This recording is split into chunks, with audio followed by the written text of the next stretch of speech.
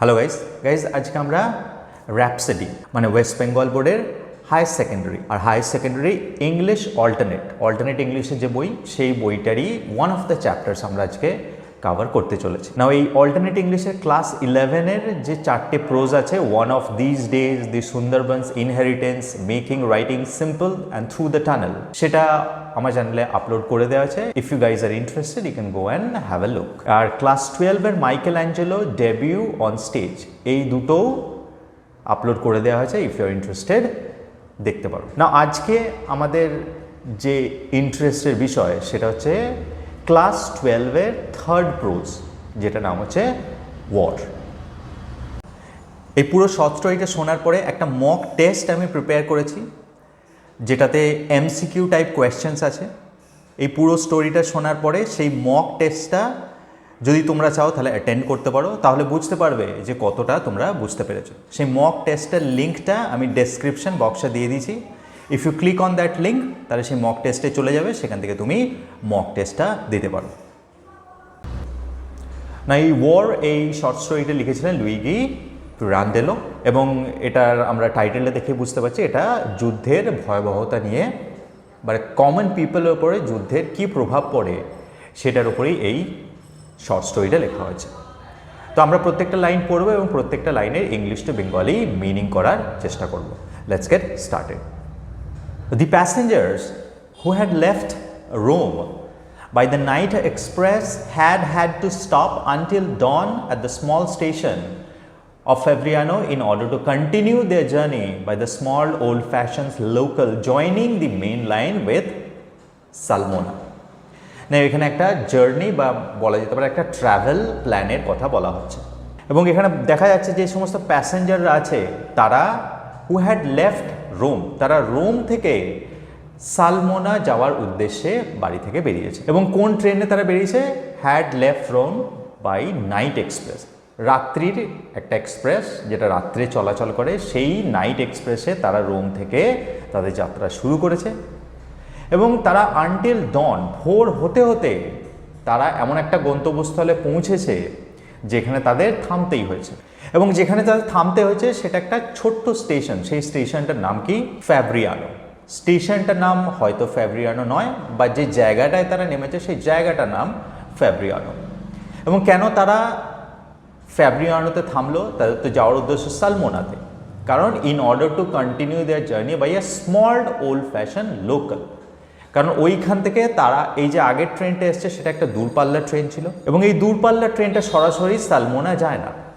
তো সেই জন্য তাদের ফ্যাব্রিয়ানোতে নামতে হয়েছে, এবং এইখান থেকে একটা ট্রেন, এবং সেটা হচ্ছে একটা ওল্ড ফ্যাশন মানে পুরনো একটা লোকাল ট্রেন, সেইটা এদেরকে নিয়ে এই ফ্যাব্রিয়ানো থেকে সালমোনাতে যাবে।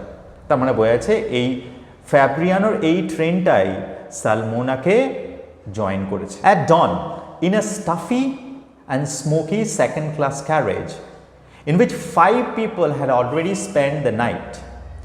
আচ্ছা, তাহলে এইবারে যে এই যে লোকাল ট্রেনটা, সেই লোকাল ট্রেনটার ভিতরে একটু বর্ণনা আমরা পাচ্ছি। তো ভোরবেলায় দেখা যাচ্ছে যে স্টাফি মানে গুমোট বা শ্বাসরোধকারী, মানে মনে হয় যে ঠিকঠাক নিঃশ্বাস নেওয়া যাচ্ছে না, এবং স্মোকি এবং কি ধোঁয়ায় ভর্তি, হতে পারে সবাই হয়তো ধূমপান করছে, এরকম একটা সেকেন্ড ক্লাস ক্যারেজ মানে ট্রেনের কামরায়। সেখানে কি আছে? In which 5 people had already spend the night, এবং সেখানে 5 জন মানুষ আছে এবং তারা অলরেডি একটা রাত্রি সেই ট্রেনের কামরাটাতেই কাটিয়েছে।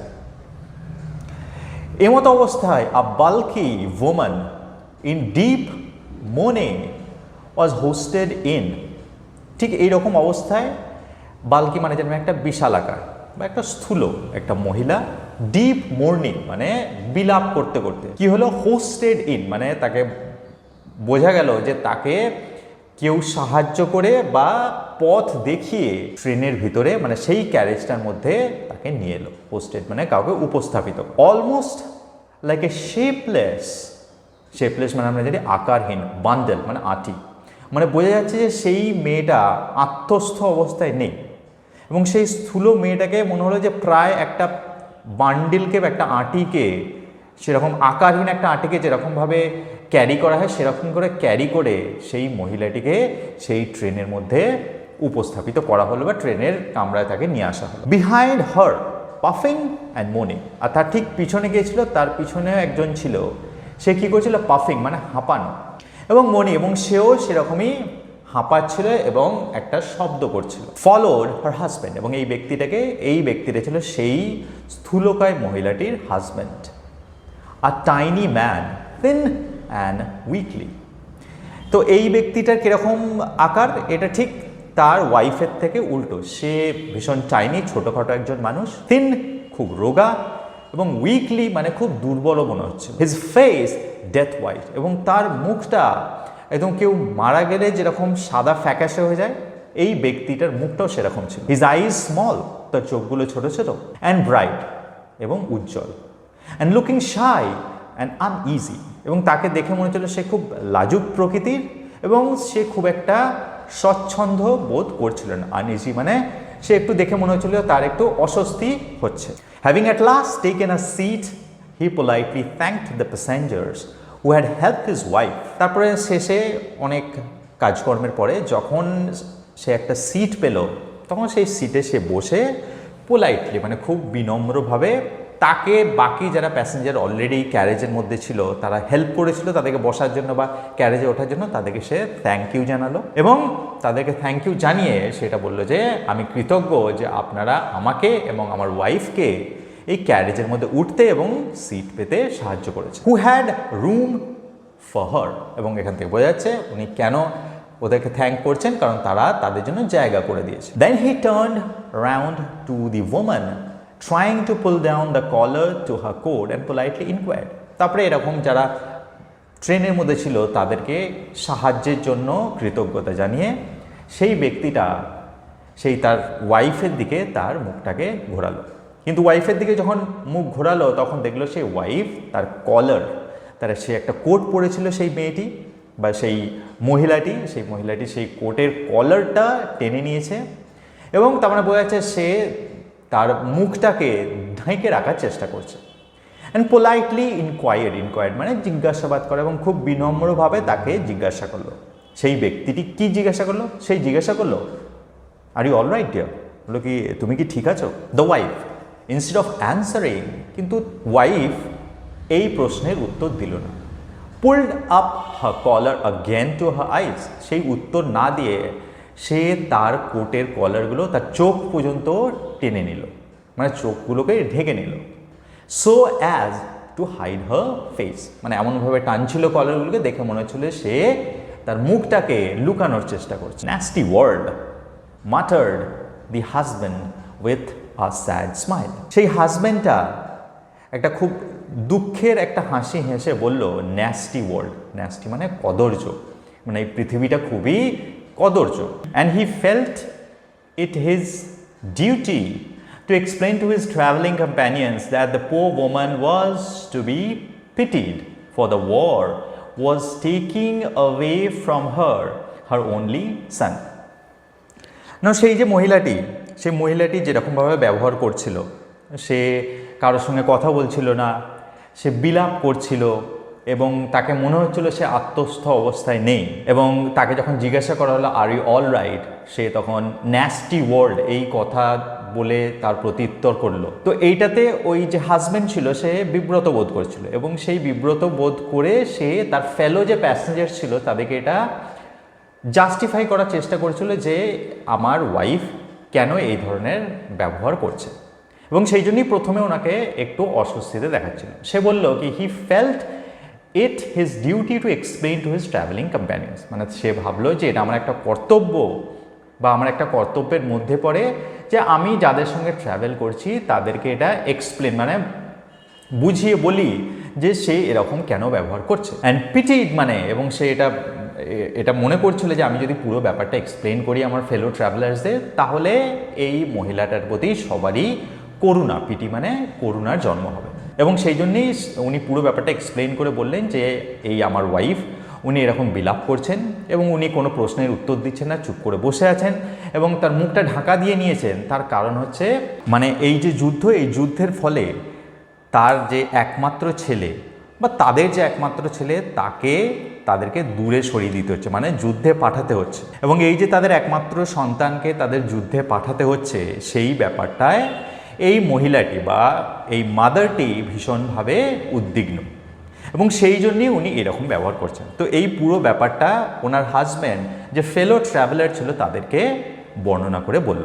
আ boy of 20 to whom both had devoted their entire life, বললো যে ছেলেটি, আমাদের যে ছেলে, তার বয়স 20 বছর, এবং এই 20 বছর ধরে আমরা আমাদের দুজনেরই জীবন উৎসর্গ করে এই ছেলেটিকে বড় করেছি। Even breaking up their home at Sulmona to follow him to Rome, এবং এমনকি আমরা আমাদের সালমোনাতে আমাদের নিজেদের বাড়ি ছিল, সেই বাড়িটাকে ভেঙে দিয়ে বা বলতে পারো যে সেই বাড়িটা ছেড়ে দিয়ে বা বিক্রি করে দিয়ে আমরা আমাদের ছেলের সঙ্গে রোমেতে স্থানান্তরিত হয়েছিলাম। এতটাই আমরা আমাদের ছেলেকে ভালোবাসতাম, বা ছেলেকে আলাদা করা, মানে আমাদের থেকে আলাদা করার অনিচ্ছার জন্যই আমরা নিজেদের যে পার্মানেন্ট বাসস্থান ছিল সালমোনাতে, সেই সব বিক্রি বাটা করে দিয়ে আমরা আমাদের ছেলের সঙ্গে রোমেতে স্থানান্তরিত হয়েছিলাম। Where he had to go as a student, কারণ সেইখানেই সে পড়াশোনা করত ছাত্র হিসাবে। Then allowing him to volunteer for war with an assurance, however, that at least 6 months he would not be sent to the front, and now all of a sudden receiving a wire saying that he was due to leave in 3 days time and asking them to go and see him off. তো তারপরে এরকম 20 বছরতে বড় করলাম আমরা, তারপরে এই যুদ্ধ হলো, এবং যুদ্ধেতে আমরা আমাদের ছেলেকে অ্যালাউ করেছিলাম কি করতে, ভলেন্টিয়ার মানে স্বেচ্ছাসেবক হিসেবে নাম লেখাতে, যে আমি নিজের ইচ্ছাতে যুদ্ধে যেতে চাই। এবং আমরা এটা অ্যালাউ করেছিলাম এই শর্তেই, অ্যাসুরেন্স মানে এই নিশ্চয়তা আমাদেরকে দেওয়া হয়েছিল যে অ্যাটলিস্ট প্রথম 6 মাস তাকে একদম যুদ্ধের যে বলে নাকি সমর ক্ষেত্র, মানে যেখানে অ্যাকচুয়ালি যুদ্ধ রয়েছে সেখানে পাঠানো হবে না। কিন্তু অল অফ এ সাডেন হঠাৎ করে আমরা একটা তার পেয়েছি, মানে টেলিগ্রামের মতো পেয়েছি, চিঠি পেয়েছি, সেখানে হঠাৎ করে বলা হয়েছে যে আমার ছেলেকে তলব করা হয়েছে এবং ছেলে 3 দিনের মধ্যেই যুদ্ধক্ষেত্রে রওনা হবে, আমরা যেন তার সঙ্গে যেয়ে দেখা করি। তো এই ব্যাপারটাতেই husband wife both they are very shock, এবং তারা ভীষণ শকড হয়ে গেছে, এবং মাদার যে সেই ব্যাপারটাকে কিছুতেই মেনে নিতে পারছে না, এবং সেই জন্যই সে বিলাপ করছে এবং একটা শেপলেস অবস্থায়, একটা আত্মস্থ অবস্থায়, মানে একটা বলা যেতে পারে একটা প্রচণ্ড মানসিক পীড়ার মাধ্যমে আছে, এবং সেইটার মাধ্যমেই সে এই ট্রেনে যাতায়াত করছে, এবং সেই জন্যে ওনার আচরণে এই সমস্ত জিনিসগুলোকে প্রকাশ করা হচ্ছে। এই পুরো ব্যাপারটা হাজব্যান্ড তার ফেলো প্যাসেঞ্জারদের বললো। তো এই হচ্ছে ব্যাপার। The woman under the big coat was twisting and wriggling, এবং যে সেই মহিলাটি মানে যে মাদার, সে খুব বড় একটা কোট পরেছিল, এবং সেই বোঝা যাচ্ছিল সেও খুব কষ্টের মধ্যে আছে, কারণ সে মাঝে মাঝে টুইস্টিং মানে মোচড় দিচ্ছিল, রিগলিং মানে পাক খাচ্ছিল, মানে সে খুব অস্বস্তির মধ্যে আছে এবং ভীষণ কষ্ট পাচ্ছে, সেটা তার বসে থাকা দেখেই বোঝা যাচ্ছিল। At times growling like a wild animal, এবং হঠাৎ মাঝে মাঝে কী করছিল, একটা ওয়াইল্ড অ্যানিম্যালের মতো গর্জন করে উঠছিল, মানে সে মাঝে মাঝে রেগে উঠছিল। Feeling certain that all those explanations would not have aroused even a shadow of sympathy for those people who most likely were in the same plight as herself. এবং সেই যে হাজব্যান্ড তার ফেলো প্যাসেঞ্জারদের এই সমস্ত বর্ণনা করছিল, এবং এইটাতে কিন্তু সেই মহিলাটা আরও রেগে গেল, কারণ সে বুঝতে পারছিল এই যে এক্সপ্লেনেশন বা ব্যাখ্যা দেওয়া হচ্ছে, সেই ব্যাখ্যা অ্যারাউজ মানে জাগ্রত করা, এই যে যাদেরকে বলছে তাদের মনে কোনো সিম্পাথি বা সহানুভূতি জাগ্রত করবে না।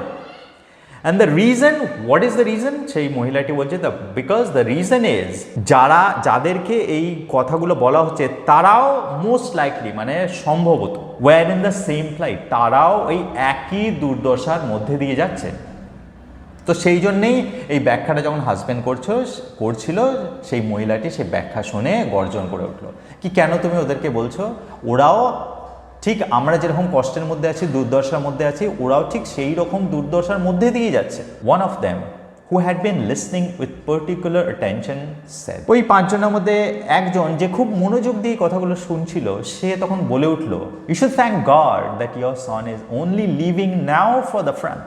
সে বলে কি, তোমার ভগবানের কৃতজ্ঞতা জানানো উচিত যে এখন তোমার সান যাচ্ছে, মানে যুদ্ধ এতদিন হয়ে গেছে, এতদিন যে যায়নি সেটাই তোমার কৃতজ্ঞ থাকা উচিত ভগবানের উপরে। Mine has been sent there the first day of the war. তখন সেই ব্যক্তিটি বলল যে আমার ছেলেকে তো যুদ্ধ যেদিন প্রথম শুরু হয়েছে সেই দিনই ওয়ার ক্ষেত্রে মানে যুদ্ধক্ষেত্রে পাঠানো হয়েছিল। He has already come back twice wounded, এবং সে অলরেডি দুবার ফিরে এসছে জখম হয়ে, and been sent back again to the front. এবং সবচেয়ে দুঃখের বিষয় হলো সেই জখমকে কোনোভাবে মেরামত করে আবার তাকে যুদ্ধক্ষেত্রে পাঠিয়ে দেওয়া হয়েছে। তাহলে আমার ছেলের থেকে তো তোমার ছেলে অনেক ভালো অবস্থা আছে, সে তো এখনো একবারও যুদ্ধক্ষেত্রে যায়নি, এত দেরিতে সে যাচ্ছে। What about me? I have 2 sons and 3 nephews at the front, said another passenger.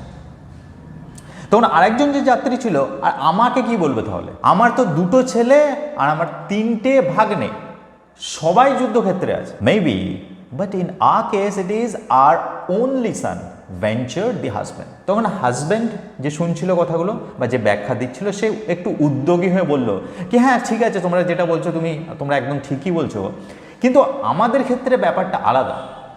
কারণ আমাদের ক্ষেত্রে তো সেটা আমাদের একমাত্র পুত্র সন্তান, আমাদের তো ওই একমাত্র পুত্র সন্তান ছাড়া আর কেউ নেই। What difference can it make? You may spoil your only son by excessive attention, but you cannot love him more than you would all your other children if you had any. না, এখানে খুব important একটা কথা আর একটা passenger বলছে, বলো তাতে কিছু এসে যায় না। তাতে কি এসে যায়? বলে তোমার যদি একমাত্র একটাই সন্তান থাকে, তাকে তুমি স্পয়েল মানে নষ্ট করে দেবে কি? অত্যধিক অ্যাটেনশন দিয়ে। এই যেমন তোমরা যেটা করেছো, যে তার প্রচণ্ডভাবে লালন পালন করেছো, সে যেখানে গেছে সেখানে তোমরা তাকে ফলো করেছো, এটা মানছি, but you cannot love him মোর। কিন্তু যদি তোমার একের থেকে বেশি সন্তান থাকতো, তাহলে কিন্তু সেই 2টো সন্তানের মধ্যে বা 3টে সন্তানের মধ্যে এমন একজন থাকতো না যাকে তুমি অন্য 2টো বা 3টে সন্তানের থেকে বেশি স্নেহ করতে। কারণ সন্তানের যে স্নেহ সেরকম কম বেশি হয় না। সেখানে একটা থাকলেও যেরকম একটা ছেলেকে বা একটা মেয়েকে যেরকম তার পেরেন্টসরা স্নেহ করে, সেখানে যদি 10টা থাকে, সেই 10টা সন্তানকেও কিন্তু তার পেরেন্টসরা সমানভাবে স্নেহ করে। ইট ক্যানট বি ডিভাইডেড। এই স্নেহ মানে অপত্য স্নেহ যেটাকে বলে, মানে বাবা মার যে ভালোবাসা, সেটা কখনো ছেলে মেয়েদের মধ্যে ডিভাইড হয়ে যায় না। সেটাই বলছে, but you cannot love him more than you would all your other children if you had any. Parental love is not like bread that can be broken to pieces and split amongst the children in equal shares. তারপরে সেই passenger বলছে কি parental লাভ মানে বাবা মার ভালোবাসা এরকম নয় যে সেগুলো রুটি, যে সেই রুটিটাকে টুকরো টুকরো করে প্রত্যেককে সমান ভাগ দেওয়া হবে। No, this is not how parental love works. এইভাবে পেরেন্টাল লাভ কাজ করে না। A father gives all his love to each one of his children without discrimination. মানে একটা বাবা সে প্রত্যেককেই বৈষম্য, ডিসক্রিমিনেশন মানে বৈষম্য বা ভেদাভেদ, প্রত্যেকটা সন্তানকেই সমানভাবে কোনো বৈষম্য না করে ভালোবাসে। That's why it is called father's love, whether it be 1 or 10। তো বলছে সেটা যদি একটা হয় তাকে যেরকম ভালোবাসে, সেটা যদি 10টা থাকে সন্তান, তাদেরকেও কিন্তু ভালোবাসাটা একই থেকে যায়। And if I am suffering now for my 2 sons, I am not suffering half for each of them but double. না, এখানে ভীষণ ইম্পর্ট্যান্ট এবং খুব বলা যেতে পারে খুব স্যাড একটা কথা বলছে সেই ব্যক্তিটা। সেটা বলছে আমার তো 2টো সন্তান, তাহলে আমার 2টো সন্তানের জন্য কষ্টটা আমার কিন্তু অর্ধেক নেই, যে 2টো আছে বলে আমার যার একটা আছে তার থেকে অর্ধেক কষ্ট হবে না। যেহেতু আমার 2টো সন্তান, তাহলে আমার কষ্টটা কিন্তু ডাবল। আমার যদি 4টে থাকতো তাহলে 4 ডাবল হতো, বিকজ পেরেন্টাল লাভ কি হয়, it can not be divided. প্রত্যেকেই সমান সমান হয় প্রত্যেকের জন্য, আর প্রত্যেক সন্ততির জন্য সেই ভালোবাসাটা সমান হয়। তো সেই জন্য সে বলছে যে তুমি বলছো যে তোমার একমাত্র, আর তোমাদের তাও 2টো করে আছে, তো তোমার এটা ভাবা উচিত যার 2টো করে আছে সে কিন্তু অর্ধেক সাফার করছে না, তার কষ্টটা কিন্তু যার একটা সন্তান আছে এবং যুদ্ধ হয়েছে তার থেকে দ্বিগুণ। ট্রু শায়েড দি এম্বারাসড হাজব্যান্ড। নাও যে হাজব্যান্ড যে এক্সপ্লেনেশন করছিল, সে একটু বিব্রত বা অপ্রস্তুত হয়ে এবং দীর্ঘশ্বাস ফেলে বলল কি হ্যাঁ এই কথাটা তো ঠিক, এটাকে একদমই মেনে নেওয়া যায়। But suppose of course we all hope it will never be your case, a father has 2 sons at the front and he loses one of them. তারপরে সে হাজব্যান্ড বলছে আচ্ছা ধরে নেওয়া যাক, তারপরে বলছে অফকোর্স উই অল হোপ, যে আমরা সবাই আশা করছি যে এটা যেন কারোর সঙ্গে না হয়, বাট ধরে নেওয়া যাক একটা বাবা আছে এবং তার 2টো সন্তান আছে, এবং সেই 2টো সন্তানের মধ্যে যুদ্ধক্ষেত্রে সে একজনকে হারিয়েছে। There is still one left to console him. বলছে তাহলে তাকে সান্ত্বনা দেওয়ার জন্য একজনও তো থাকবে, এটাও এইভাবেও তো ভাবা যেতে পারে।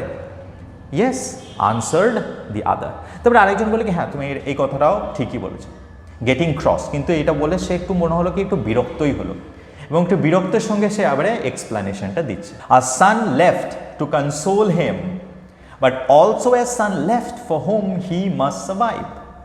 নাও দেখো কতটা বেদনার কথা এটা। বললো কি হ্যাঁ, বিরক্ত হয়ে তখন সে বলে হ্যাঁ তুমি ঠিকই বলেছো। সে বললো কি একটা ছেলেকে সে হারিয়েছে, এবং কিন্তু আর একটা ছেলে এখনো আছে তাকে সান্ত্বনা দেওয়ার জন্য, এবং আর একটা ছেলে যেটা এখনো আছে, যে এখনো বেঁচে আছে, এখন তাকে সেই যে বেঁচে আছে ছেলেটি তাকে লালন পালন করার জন্য বা তার দেখাশোনা করার জন্য তাকে সারভাইভ মানে বেঁচে থাকতেই হবে। While in the case of the father of an only son, if the son dies, the father can die too. কিন্তু কারোর যদি একটাই সন্তান থাকে এবং তাকে যদি সে যুদ্ধক্ষেত্রে হারায়, তাহলে তার পৃথিবীতে বেঁচে থাকার আর কোনো কারণ নেই, তাহলে সেই তার সন্তান মারা যাওয়ার পরে সেও খুব শান্তিতে মারা যেতে পারে, তাহলে তার সে এই যে দুঃখ দুর্দশা কষ্ট সেটার অবসান হয়ে যাবে। কিন্তু ভাইরাস যদি 2টো থাকে, তার মধ্যে যদি একটা মারা যায়, তাহলে সারা জীবন তাকে ওই একজন যে মারা যায়নি তার জন্য বেঁচে থাকতে হবে, এবং অপর একজন যে মারা গেছে তার জন্য কষ্ট পেয়ে যেতে হবে। And to put an end to his distress, বললো কি, এবং সে তখন যদি একটা সন্তান থাকে তাহলে সেই সন্তানটা মারা যাওয়ার পরে সে নিজেকে মেরে ফেলে তার এই কষ্টের অবসান করতে পারে। Which of the 2 positions is worse? তখন সে বলছে এই 2টো পজিশনের মধ্যে কোনটা বেশি খারাপ? Don't you see how my case would be worse than yours? তখন সে, যার 2টো ছেলে আছে, সে বললো কি তাহলে তুমি এখন বুঝতে পারছো না যে আমি কেন বলছি যে আমার দুর্দশা তোমার থেকে অনেক খারাপ। তাহলে এখানে ওভারঅল দেখো ডিসকাশনটা কোন দিকে যাচ্ছে, যে কতটা কমন পিপলের উপরে যুদ্ধের বা ওয়ারের কতটা ভয়ানক একটা পরিণতি হয়। তো এটা আমরা এখান থেকে বুঝতে পারছি। যাই হোক, আমরা আগে যাই। বলছে ননসেন্স, ইন্টারাপ্টেড অ্যানাদার ট্রাভেলার। আরেকটা ট্রাভেলার যে শুনছিল সে বললো এগুলো সব বাজে কথা। A fat red faced man with bloodshot eyes of the palest, যে ননসেন্স কথাটা বললো সে কীরকম, সে একটু স্থূল, রেড ফেসড মুখটা লাল, এবং ব্লাড শট আইজ এবং চোখগুলো কীরকম গ্রে ধূসর, এবং বোঝা যাচ্ছে যে হতে পারে মদ্যপান করার ফলে বা রাত জেগে জেগে বা ক্রন্দনের ফলে বা কান্নার ফলে তার চোখগুলো একদম লাল টকটকে হয়ে আছে। হি ওয়াজ প্যান্টিং, এবং সে হাঁপাচ্ছিল। From his bulging eyes seemed a spurt in a violence of an uncontrolled vitality, which his weakened body could hardly contain. Now হঠাৎ করে bulging eyes মানে তার চোখগুলো মনে হচ্ছিল ঠেলে বেরিয়ে আসছে। Seemed to spurt inner violence, মনে হচ্ছিল, এবং চোখগুলো মনে হলো হঠাৎ করে ধিক করে একটু আগুনের মতো জ্বলে উঠল, এবং তার ভিতরে যে হিংস্রতাটা সেটা চোখের মধ্যে দেখা গেল। ভায়োলেন্স মানে হিংস্রতা। আনকন্ট্রোল ভাইটালিটি মানে একটা প্রাণবন্ত ভাবও সেই চোখটার মধ্যে ভেসে উঠল। Which is weekend body could hardly contain, কিন্তু তার চোখের মধ্যে যে দীপ্তি ছিল বা যে প্রাণবন্ত ভাব ছিল সেটা তার দুর্বল শরীরটা মনে হচ্ছিল যে নিতে পারছে না। এবং সে বলল ননসেন্স, হি রিপিটেড, সে আবার বলল কি বাজে কথা। Trying to cover his mouth with his hand so as to hide the 2 missing front, এবং এটা সঙ্গে বলে সে তার হাত দিয়ে মুখটাকে ঢাকার চেষ্টা করলো, এবং মনে হলো যেন সে ঢাকার চেষ্টা করছে কারণ তার সামনের 2টো দাঁত ভাঙা ছিল বা মিসিং ছিল, সেইগুলোকে ঢাকা দেওয়ার জন্য মনে হলো যে সেই কথাগুলো বলল। Do we give life to our own children for our own benefit? তখন সে ননসেন্স 2বার বলে তারপর মনে হল বেশ ক্রোধের সঙ্গে প্রাণবন্তভাবে বলল, আচ্ছা আমরা যে আলোচনাটা করছি তোমরা একটা কথা বলো, আমরা এই যে আমাদের সন্তানদের জন্ম দিই, গিভ লাইফ মানে জন্ম দেওয়া, সেটা কি আমাদের সুবিধার জন্য দিই? The other traveller stared at him in distress, অন্যান্য যে ট্রাভেলার ছিল তারা তার দিকে ঘুরে তাকালো, ডিস্ট্রেস মানে দুঃখের সঙ্গে। The one who had his son at the front since the first day of the war shy, এবং যে ব্যক্তিরা যে বলেছিল যে তার ছেলে প্রথম দিন থেকে যুদ্ধক্ষেত্রে আছে, সে দীর্ঘ নিঃশ্বাস ফেলল এবং দীর্ঘ নিঃশ্বাস ফেলে বলল, you are right, our children do not belong to us, they belong to the country. তখন বলি, হ্যাঁ তুমি ঠিকই বলেছো, আমরা যে সন্তানের জন্ম দিই, যাদের জন্য আমাদের সারা জীবন উৎসর্গ করি, সেই সন্ততি তারা আমাদের অধিকারভুক্ত নয়। তারা যখন বড় হয়ে যায়, তারা যে কান্ট্রি বা দেশে বাস করে তাদের অধিকারভুক্ত হয়ে যায়। বস রিটর্টেড দি ফ্যাট ট্রাভেলার, তখন সেই যে ফ্যাট ট্রাভেলার যে ননসেন্স বলেছিল, সে এর জবাবে বলল, do we think of the country when you give life to our children? বললো কি, হ্যাঁ ঠিক আছে, কিন্তু আমরা যখন সন্তানদেরকে এই পৃথিবীতে নিয়ে আসি, তখন কি আমরা দেশের কথা ভেবে সেই সন্তানদের পৃথিবীতে নিয়ে আসি? Our sons are born because they must be born. না, এটা ব্যাপার নয়। আমাদের যে সন্তান তারা জন্ম নেয় কারণ কারণ তাদের জন্ম নেওয়া অবশ্যই উচিত, মানে it's a god given gift, এটা ভগবানের নির্দেশ। That is how this world work, and when they come to life they take our own life with them. বলে কি, আর যখন তারা এই পৃথিবীতে আসে, they take our own life, তারা আমাদের নিজেদের জীবনটাকেও তাদের সঙ্গে পৃথিবীতে নিয়ে আসে। দিস ইজ দ্য ট্রুথ, এটাই হচ্ছে সত্যি। যে ঠিকই আছে, আমরা এখন বলছি যে সন্ততি যখন বড় হয়ে যায় তখন আর তারা আমাদের থাকে না, তারা দেশের হয়ে যায়, কিন্তু যখন আমরা চিলড্রেনদিকে বড় করি, পৃথিবীতে নিয়ে আসি, তখন তো এই কথাটা ভাবি না। তাহলে আসল ব্যাপারটা হচ্ছে, যখন সন্ততিকে পৃথিবীতে নিয়ে আসা হয়, তখন তারা তাদের জীবন নিয়ে আসে এবং সঙ্গে সঙ্গে তারা আমাদের জীবনটাকেও নিয়ে আসে, মানে আমাদের জীবনটাকেও প্রাণবন্ত করে তোলে। এটাই হচ্ছে সত্যি। We belong to them but they never belong to us. তখন সেই ব্যক্তিটা বলল কি, আমরা তাদের অধিকারভুক্ত, তারা আমাদের অধিকারভুক্ত নয়। এবং এইভাবেই চলতে থাকে, সেটাই ও বলার চেষ্টা করেছে যে আমরা সন্তানদের জন্য, সন্তানরা কিন্তু আমাদের জন্য নয়। And when they reach 20 they are exactly what we were at their age. এবং তখন বলল কি, এবং তাদের যখন বয়স 20 বছর হয়, তখন তারা এক্স্যাক্টলি সেটা হয়ে যায় যেটা আমরা 20 বছর বয়সে ছিলাম। We too had a father and a mother. আমরা যখন ছোট ছিলাম বা আমাদের যখন 20 বছর বয়স ছিল, আমাদের একটা বাবা ছিল, আমাদের একটা মা ছিল, but there were so many other things as well. কিন্তু আমাদের জন্য আমাদের বাবা মাই পৃথিবী ছিল না, আমাদের বাবা মা ছাড়াও আমাদের পৃথিবীটাতে আরও অনেক কিছু ছিল। ফর এক্সাম্পল, গার্লস, সিগারেটস, ইলিউশনস মানে ভ্রান্ত ধারণা, নিউ টাইস নতুন নতুন বন্ধন, নতুন সম্পর্ক, অ্যান্ড দ্য কান্ট্রি অফকোর্স, এবং আমাদের দেশ। কিন্তু তাহলে বোঝা যাচ্ছে, তাহলে 20 বছর যখন বয়স ছিল আমাদের বাবা মা ছাড়াও আরও অনেক কিছু জিনিস আমাদের লাইফের মধ্যে চলতো, কিন্তু অ্যাজ এ পেরেন্ট আমাদের বাবা মার কাছেই আমরা কিন্তু সব ছিলাম। Now at our age the love of our country is still great of course, but stronger than it is the love of our children. তারপর সেই ব্যক্তিটা বলছে, নাও এখন আমরা বাবা হয়ে গেছি এবং আমাদের এখন ছেলে মেয়ে হয়েছে, তাদের বয়স 20 বছর হয়ে গেছে। তো এই বয়সে এসে আমরা যখন 20 বছর বয়স ছিলাম বা আমরা যখন যুবক ছিলাম, তখন আমাদের কান্ট্রির প্রতি যে ভালোবাসা ছিল, এখনও আমরা কান্ট্রির প্রতি সেই ভালোবাসাটা বজায় রেখেছি অফকোর্স, বাট এখন তো আমাদের ছেলে মেয়েও হয়েছে। কিন্তু এখন if you want me to compare, যে আমরা এখন দেশকে বেশি ভালোবাসি না বাবা হিসেবে আমার সন্তানকে বেশি ভালোবাসি, তাহলে আমি বলবো এখন আমাদের সন্তানের প্রতি ভালোবাসাটা বেশি এবং আমাদের দেশের প্রতি ভালোবাসাটা কম। বিকজ আমাদের এখন আরও একটা অ্যাসপেক্ট আছে, কিন্তু আমরা যখন ইয়াং ছিলাম তখন আমাদের কিন্তু সবার আগে মানে প্রায়োরিটি ছিল আমাদের দেশের প্রতি ভালোবাসা। কিন্তু যখন আমাদের বয়স বেড়ে যায়, আমরা বাবা হয়ে যাই, যখন আমাদের সন্তান হয়ে যায়, তখন কিন্তু দেশের প্রতি ভালোবাসাটা চলে যায় তা নয়, থাকে, কিন্তু সন্তানের প্রতি ভালোবাসাটা তখন কী হয়ে যায়, ফার্স্ট প্রায়োরিটি পেয়ে যায় বা বেড়ে যায়। সেটাই এই ব্যক্তিটি বোঝানোর চেষ্টা করছে। Is there any of us here who wouldn't gladly take his son's place at the front if he could? তারপরে সে একটা দারুণ প্রশ্ন ছুড়ে দিল সবার উদ্দেশ্যে। সে বলল কি, আচ্ছা এখানে এমন কেউ কি আছে যে তার সন্তানের পরিবর্তে নিজে ওই যুদ্ধক্ষেত্রে যেতে প্রস্তুত থাকবে না? তার মানে এটা যদি সবাই হাসি মুখে করতে প্রস্তুত থাকে, তার মানে বোঝা যাচ্ছে যে তার মানে বোঝা যাচ্ছে যে আমাদের সন্তানকে আমরা আমাদের দেশের থেকে এখন বেশি ভালোবাসি। And that is the truth. There was a silence all around. এবং এই প্রশ্নটা শুনে সবার মধ্যে একটা সাইলেন্স, মানে সবাই স্বীকার করলে এই কথাটা, এটাই বোঝা যাচ্ছে সাইলেন্স থেকে। এভরিবডি নডিং, এবং সবাই মাথা নাড়ালো, মানে হ্যাঁ সূচক মাথা নাড়ালো। অ্যাজ টু অ্যাপ্রুভ, মানে সমর্থন করার জন্য যে হ্যাঁ তুমি যে কথাটা বলছো একদম ঠিক। Why then continued the fat man. তারপরে সেই স্থূল ব্যক্তিরা আবার সেই যেটা বলছিল সেটা কন্টিনিউ করলো কি, তাহলে কেন? Should we consider the feelings of our children when they are 20? তাহলে আমাদের ছেলেমেয়েরা যখন তাদের বয়স 20 বছর হয়ে যায়, শুড উই কনসিডার মানে আরেকবার ভেবে দেখা।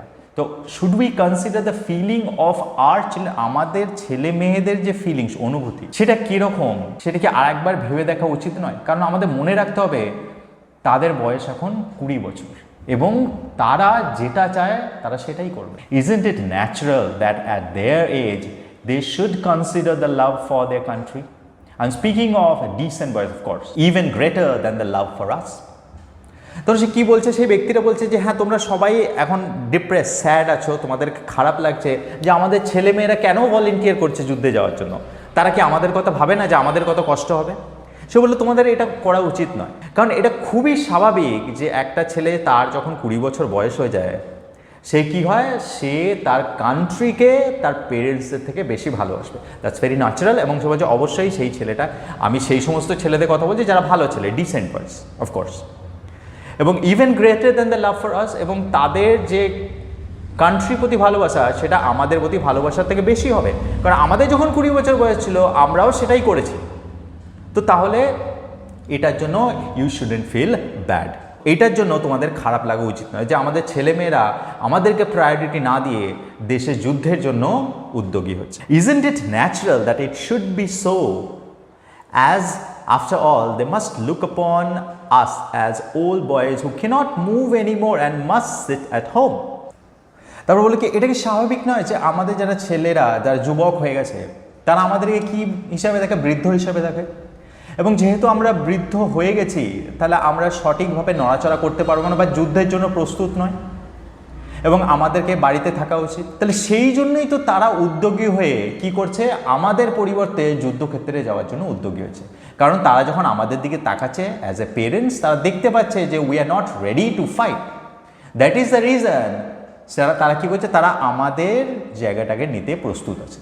এবং এটাই তো স্বাভাবিক, এটাতে খারাপ লাগার তো কিছু নেই। If country is a natural necessity মানে প্রাকৃতিক প্রয়োজন, মানে দেশের যদি প্রয়োজন হয় আমাদের, like bread of which each of us must eat in order not to die of hunger, somebody must go to defend it. তখন কি বলছে, তখন বলছে ধরো মানে যখন দেশের যখন প্রয়োজন আছে, প্রয়োজন মানে কীরকম, ব্রেড মানে রুটির মতো, মানে যেমন আমাদের বেঁচে থাকার জন্য যেরকম রুটির প্রয়োজন, সেই রকমই যদি দেশের যুদ্ধের জন্য লোকের প্রয়োজন হয় তাহলে somebody must go to defend it, তাতে কাউকে না কাউকে তো যেতে হবে যুদ্ধক্ষেত্রে এই দেশটাকে রক্ষা করার জন্য। অ্যান্ড আওয়ার সানস গো, এবং ঠিক সেই কারণের জন্য আমাদের ছেলেমেয়েরা যায়। When they are 20 and they don't want tears because if they die inflamed and happy.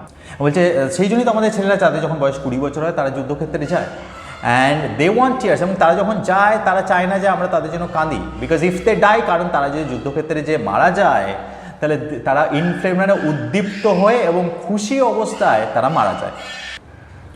I am speaking of course of decent boys. তখন সে বলছে হ্যাঁ, আবার আমি একটা বলছি যে আমি কিন্তু ভালো ছেলেদের কথা বলছি।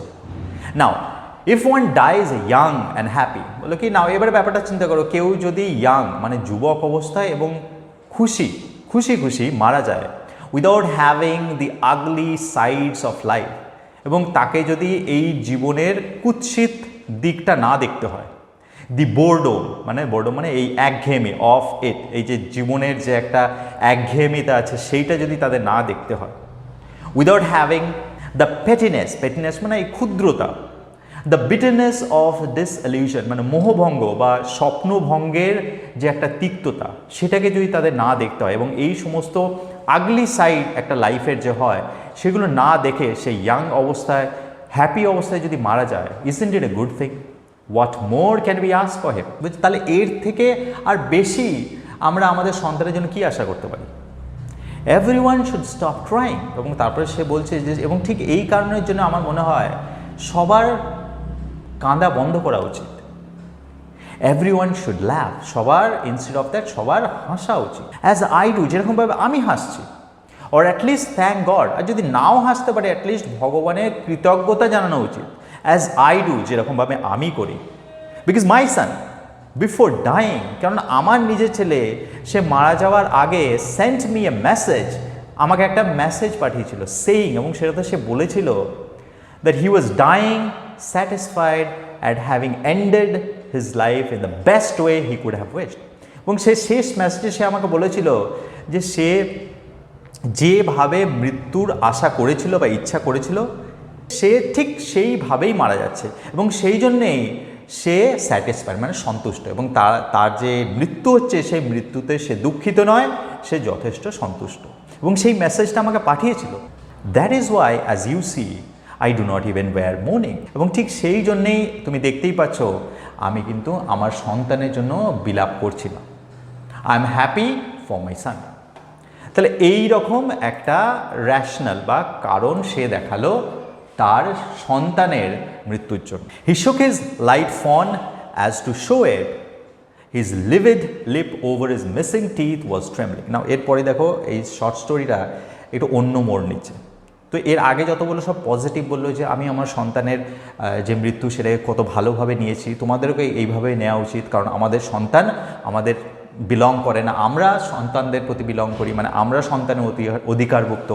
আমরাও যদি 20 বছর বয়সে থাকতাম তাহলে আমরাও এই জিনিসটা করতাম। এবং তারা যখন মারা যায় তারা খুব খুশি মনে মারা যায়, তাদের মনে কোনো চিন্তা থাকে না। এবং প্লাস তারা যে বয়স হলে মানুষের মধ্যে যে একটা একঘেয়েমি আসে, ক্ষুদ্রতা চলে আসে, বা মানুষের মধ্যে রোগ জ্বালা কষ্ট আসে, বা মোহভঙ্গ বা স্বপ্নভঙ্গ, জীবনে অনেক কিছু করতেই চেয়েছিল সেই ইউথে সেটা করতে পারেনি, তার একটা বিটারনেস আসে। সেই সব জিনিস এক্সপিরিয়েন্স না করেই একটা ছেলে হ্যাপিলি যুদ্ধক্ষেত্রে মারা যাচ্ছে, সেটা হচ্ছে এর থেকে ভালো জিনিস আর কিছু হতে পারে না। তো এই রকম একটা বলা যেতে পারে একটা কারণ সে তার সন্তানের মৃত্যুর জন্য খাড়া করেছিল, এবং সেটাতে খুব খুশি ছিল। So he shook his light fawn coat, এবং সে একটা কোট পরেছিল, সেটাকে ঝেড়ে নিল অ্যাজ টু শো ইট, এবং মনে হলো যে হয়তো এমনভাবে ঝাড়লো যে সেটাকে দেখাতে চাইছে। হিজ লিভিড লিপ, কিন্তু তার ঠোঁটগুলো লিভিড, মানে মনে হচ্ছিল যে প্রচণ্ড খুব এত রেগেছিল যে মনে হচ্ছিল তার ঠোঁটগুলো তীর তীর করে কাঁপছিল। ওভার হিজ মিসিং টিথ, তার যে সামনে দুটো দাঁত নেই সেই দাঁতগুলোর ওপরে যে ঠোঁট, সেই ঠোঁটটা তীর তীর করে রাগে কাঁপছিল। Was trembling, his eyes were watery, কিন্তু তার চোখগুলো মনে হচ্ছিল জলময় আছে, অ্যান্ড মোশনলেস, এবং নিষ্পন্দ আছে। And soon after he ended with a shrill laugh, এবং তারপরে এটা করে সে কোটটা ঝেড়ে সে কী করলো, হঠাৎ করে খুব তীক্ষ্ণভাবে হেসে উঠল। Which might well have been a sob, কিন্তু সেই হাসিটা শুনে মনে হচ্ছিল সেটা হাসি নয়, সেটা একটা ফুঁপানোর শব্দ।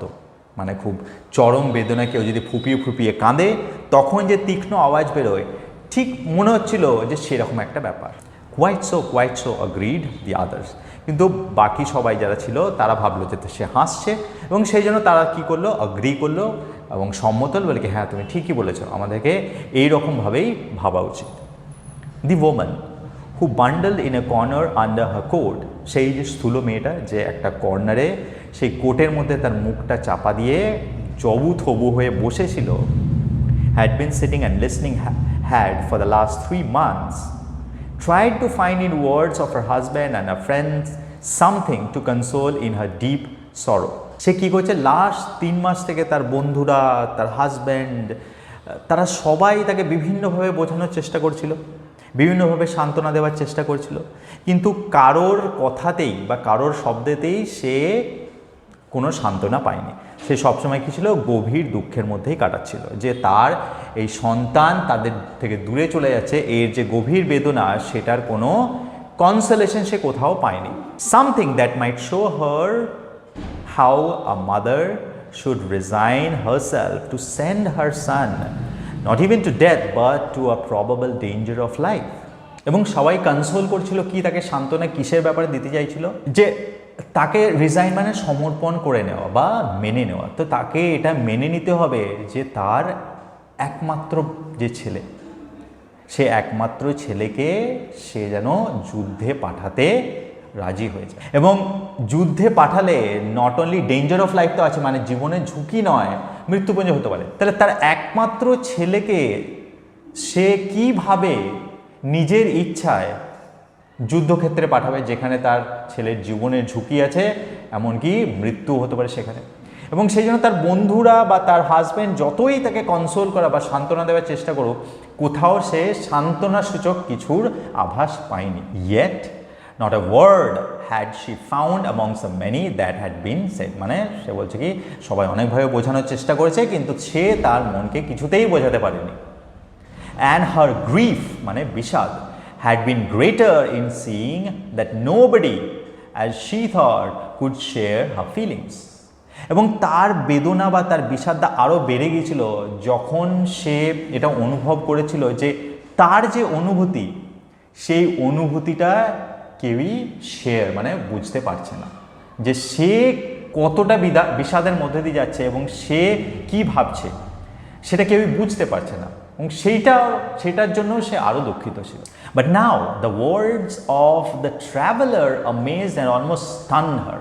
কিন্তু এই ট্রেনে ওই যে ফেলো ট্রাভেলার, তার যে কথাগুলি, সেই কথাগুলি তাকে বিস্মিত, অ্যামেজ মানে বিস্মিত করে দেওয়া, এবং স্টান মানে অলমোস্ট হতবাক করে দিল। শি সাডেনলি রিয়েলাইজড, মানে সে হঠাৎ করে এটা বুঝতে পারলো বা বুঝতে পারলেন that it wasn't the others who were রং।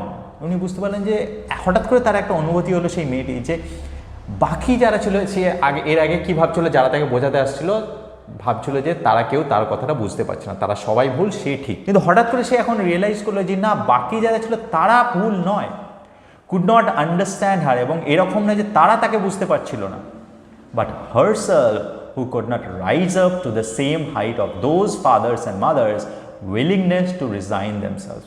এখন তারা এটা বুঝতে পারলো সে মেয়েটি, যে সমস্ত বাবা মারা তাদের সন্তানদেরকে নিজের ইচ্ছায় যুদ্ধক্ষেত্রে পাঠিয়েছে, তাদের যে স্যাক্রিফাইস, তাদের যে মনের মহত্ব, সেই মহত্বের স্তরে সে পৌঁছাতে পারেনি, তার জন্যই সেই ব্যাপারটাকে মেনে নিতে পারছিল। হঠাৎ করে তার এই রিয়েলাইজেশনটা হলো। Without crying not only to the departure of the sons but even to their death. এবং সে এখন বুঝতে পারলো যে এইটা করার জন্য তাকে কি হতে হবে, তার মনটাকে আরও মহৎ হতে হবে, তার চিন্তা ভাবনাটাকে আরও উন্নীত করতে হবে। যদি সেটা সে করতে পারে যেটা অন্য বাবা মারা করেছে, তাহলেই সে না কেঁদে তার ছেলেকে যুদ্ধক্ষেত্রে প্রস্থান করার জন্য সম্মতি দিতে পারে। এবং যুদ্ধক্ষেত্র নয়, সেই যুদ্ধক্ষেত্রটাকে বলা যেতে পারে তার সন্তানকে মৃত্যুর পথে যাওয়ার জন্য সে না কেঁদে অনুমতি দিতে পারবে।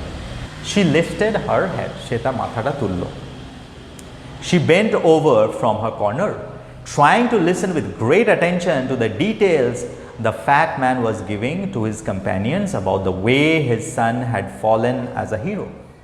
তারপরে সেই কথাগুলো ঝুঁকে খুব গভীর মনোযোগ দিয়ে শুনছিল, যে সেই ব্যক্তিটা কী করে ডিটেলস মানে পুঙ্খানুপুঙ্খভাবে তার ফেলো প্যাসেঞ্জারদের বলছিল কীভাবে তার ছেলে একটা বীরের মৃত্যু গ্রহণ করেছে। ফর হিজ কিং, কার জন্য? তার রাজার জন্য, তার দেশের জন্য। হ্যাপি অ্যান্ড উইদাউট রিগ্রেটস, এবং সে যে মারা গেছে, সেই ছেলেটি যে মারা যাওয়ার সময় সে খুশি ছিল এবং তার মধ্যে কোনো অনুশোচনা ছিল না। এই যে ঘটনাটা তো বলছিল সেই ব্যক্তিরা, এবং সেইগুলোকে সেই মেয়েটি বা সেই মহিলাটি খুব উদ্গ্রীবভাবে শুনছিল। It seem to her that she had stumbled into a world she had never dreamed of. এবং এটা শুনে তার হঠাৎ মনে হলো, স্টাম্বলড মানে হোঁচট খাওয়া বা ঘটনাচক্রে এসে পড়া। সে ঘটনাচক্রে এমন একটা পৃথিবীতে এসে গেছে যে পৃথিবীটার কথা সে স্বপ্নেও ভাবতে পারে না। A world so far unknown to her, এবং সে এমন একটা পৃথিবীতে এসছে যে পৃথিবীটা তার থেকে অনেক দূরে ছিল বা একদমই অজানা ছিল। And she was so please to hear everyone joining in congratulating that brave father. এবং সে এটা শুনে খুবই আনন্দিত হলো যে সবাই সেই ব্রেভ ফাদারটিকে, সেই সাহসী ফাদারটাকে কংগ্র্যাচুলেট করছে, অভিনন্দন জানাচ্ছে, যে সে কী রকমভাবে তার একমাত্র ছেলের মৃত্যুটাকে স্বীকার করে নিয়েছে। এবং তার মানে বোঝা যাচ্ছে যে সবাই একটা পার্সোনাল গ্রিফের মধ্যে দিয়ে যাচ্ছিল, তারা সবাই একটা খুব বড় বিষাদ বা বেদনা বা একটা লসের মধ্যে দিয়ে যাচ্ছিল। তো মনে হলো যে এই ব্যক্তিটা তাদেরকে একটা আশা দেখালো যে কিভাবে তারা এই লস বা এই যে তাদের হারিয়ে যাওয়াকে কোপ আপ করবে, মানে কনসোল করবে, মানে সান্ত্বনা দেবে। এটা একটা আশার আলো মনে হলো এই ব্যক্তিটা দেখালো। এবং সেটা দেখে সেই মহিলাটাও যে কিন্তু কোনোভাবেই সান্ত্বনা পাচ্ছিল না, সে অবশেষে মনে হলো সান্ত্বনা পেল। Who could so stoically speak of his child's death. Stoically মানে মৃদুভাবে বা খুবই সহজভাবে। এবং কাকে অভিনন্দন করছিল? সেই বাবাটাকে, যে বাবাটা খুব সহজভাবে এবং খুব সাবলীলভাবে তার ছেলের মৃত্যুটাকে মেনে নিয়েছে। দেন suddenly, as if she had heard nothing of what had been said and almost as if waking up from a dream, কিন্তু হঠাৎ করে সেই মহিলাটি মনে হলো যে এর আগে সে কিছুই শোনেনি, সে একটা স্বপ্নের মধ্যে ছিল এবং সে স্বপ্ন থেকে যেন উঠে এসছে। She turn to the old man, সে সেই বৃদ্ধ ব্যক্তিরা যে তার ছেলের মৃত্যুর ব্যাপারে বলছিল তার দিকে ঘুরে দাঁড়ালো, আস্কিং হিম, তারপরে প্রশ্ন করলো, then is your son really dead? বললো কি, এই প্রশ্নটা কিন্তু খুবই অদ্ভুত একটা প্রশ্ন, কারণ সেই ব্যক্তিটা তো এতক্ষণ ধরে সেটাই ডিসকাস করছে, কিন্তু মনে হচ্ছিল যে এই মেয়েটা বা এই মহিলাটা যেন একটা স্বপ্নের মধ্যে ছিল। তো সেই জন্য সে মনে হলো যে স্বপ্ন থেকে উঠে এসছে এবং সেই জন্য আরও একবার শিওর হওয়ার জন্য সে জিজ্ঞাসা করলো, তাহলে তুমি বলতে চাইছো যে তোমার ছেলে সত্যি মারা গেছে? এভরিওয়ান স্টেয়ার্ড অ্যাট হার, সবাই তার দিকে তাকালো, কারণ তারা একটু অবাক হয়ে গেল যে এটা আবার কী প্রশ্ন। The old man to turned to look at her, সেই বৃদ্ধ ব্যক্তিটা যে তার ছেলেকে হারিয়েছে যুদ্ধক্ষেত্রে, সেও তার দিকে তাকালো। Fixing his great bulging হরিবলি watery light grey আইস, এবং তারপরে এক দৃশ্যে তার স্ফীত ভয়ঙ্করভাবে ওয়াটারি, মানে এখন দেখা গেল সে বলছে কিন্তু তার চোখগুলো ছলছল করছে, সেই ছলছল চোখ নিয়ে সে, এবং গ্রে মানে ধূসর চোখ নিয়ে সে মহিলার দিকে এক দৃষ্টে তাকিয়ে আছে, deep in a face. For some time he try to answer. এই যে একটা প্রশ্ন, সেই প্রশ্নটা খুব একটা বলা যেত একটা অবান্তর প্রশ্ন, কিন্তু এটারই উত্তর দিতে তার বেশ কিছুটা সময় লাগলো। বাট ওয়ার্ডস ফেইলড হিম, কিন্তু মনে হচ্ছিল সে উত্তর দেওয়ার চেষ্টা করছে কিন্তু তার ভাষা খুঁজে পাচ্ছে না। He looked and looked at her, সে অনেকক্ষণ সেই মহিলার দিকে তাকিয়ে থাকলো। Almost as if only then at that silly incongruous question. Incongruous মানে অসঙ্গত, বেমানান, মানে মনে হচ্ছিল যে সে এই বেমানান প্রশ্নটা শুনে মানে হতবাক হয়ে গেছে যে কি প্রশ্ন করছে। হি হ্যাড সাডেনলি রিয়েলাইজ, কিন্তু হঠাৎ করে তার মধ্যে একটা উপলব্ধি এলো। At last that his son was really dead, মানে এখন সেই বৃদ্ধ ব্যক্তিটাকে যখন এই অবভিয়াস প্রশ্নটা করা হলো যে তোমার ছেলে কি সত্যি মারা গেছে, এখন সেই বৃদ্ধ ব্যক্তিটা আসলে রিয়েলাইজ করলো যে তাই তো, তার মানে আমার ছেলে সত্যি মারা গেছে, গন ফর এভার, চিরকালের জন্য চলে গেছে, ফর এভার মানে আর কোনোদিন ফিরে আসবে না। মানে এতক্ষণ ধরে সে নিজেকে এই সমস্ত কনসোলেশন দিয়ে নিজেকেই বোঝাচ্ছিল, তার বোঝাচ্ছে এটা একটা বাইরের জাস্ট একটা আবরণ। তার ছেলে যে সত্যি মারা গেছে আর কোনো দিনও ফিরে আসবে না, সেটা সে রিয়েলাইজ করেনি। যখন তাকে এই অবভিয়াস প্রশ্নটা করা হলো যে সত্যিই কি মারা গেছে, তখন সেই রিয়েলাইজেশনটা এলো এবং তার ফলে তার সামনে সেই যে একটা প্রাচীর, মানে বলা যেতে পারে একটা মোহের একটা প্রাচীর তৈরি করেছিল যে হ্যাঁ আমার ছেলে তো খুব বীরের মৃত্যুবরণ করেছে, সে খুব স্যাটিসফাইড ছিল।